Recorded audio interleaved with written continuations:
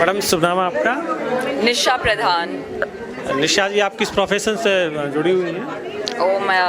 मेरा एक्सपीरियंस काफ़ी वास्ट है। I have done my engineering from electronics and telecommunication. Speak Hindi, you are comfortable? I am sorry मैंने engineering की है electronics and instrumentation से।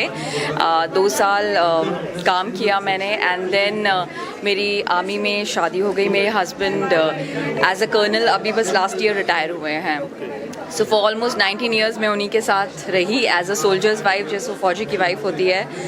जहाँ जहाँ हमें काम करना था NGO का, we have work and army schools में पढ़ाया। सो इवन इफ अगर मैं इंजीनियरिंग की कोई भी ऐसा काम नहीं कर पाई, but I was always very busy. And then क्योंकि मुझे पता था कि वो रिटायर होने वाले हैं, so I thought of doing something कि मैं कुछ और अभी देखूं क्या मैं कुछ कर सकती हूँ। सो मैं मिसेस इंडिया माई आइडेंटिटी के लिए गई थी।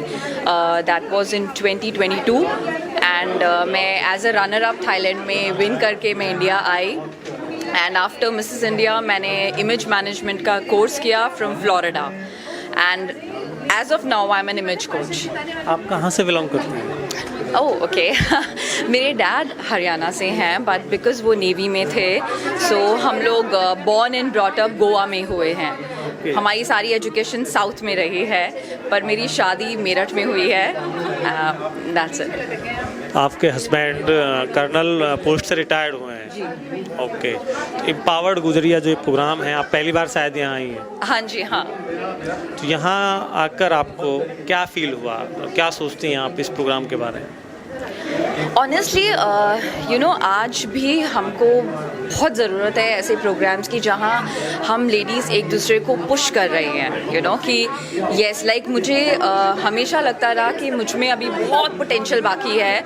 आई एम जस्ट नॉट अ फौजीज़ वाइफ और मुझे करना है। इसीलिए कई लोगों में खुद में वो ज़ील होती है और कई लोगों को थोड़े पुश की ज़रूरत है। तो ऐसे प्रोग्राम्स हमें एक दूसरे को पुश करने के लिए, मोटिवेट करने के लिए, इंस्पायर करने के लिए ज़रूरी है। Plus networking, how we can help each other. आप लोग तो क्योंकि जनरली आर्मी में जो ऑफिसर्स होते हैं, उनकी जो मिसेज होती हैं, वो जनरली सोशल वर्किंग से काफ़ी वहाँ उस टाइप की एक्टिविटीज़ वहाँ करते हैं।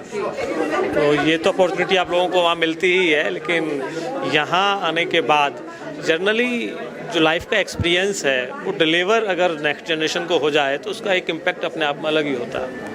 बिल्कुल सही कहा। बिकॉज देखिए, आर्मी एक ऐसी ऑर्गेनाइजेशन है जो हर लेवल पे ना हम एक दूसरे का साथ देते हैं, चाहे वो ऑफिसर हों चाहे वो जवान हों। जब हम दिल्ली में मेरे हस्बैंड कमांड कर रहे थे तो हमारे अंडर 1500 फैमिलीज़ थी।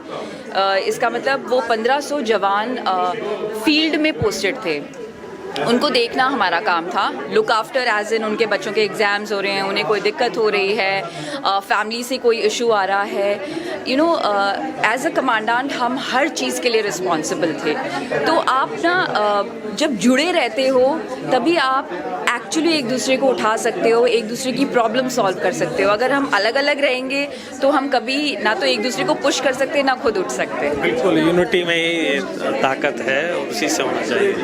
चलिए ठीक है, thank you. Thank you so much. नमस्कार, जय हिंद। Thank you.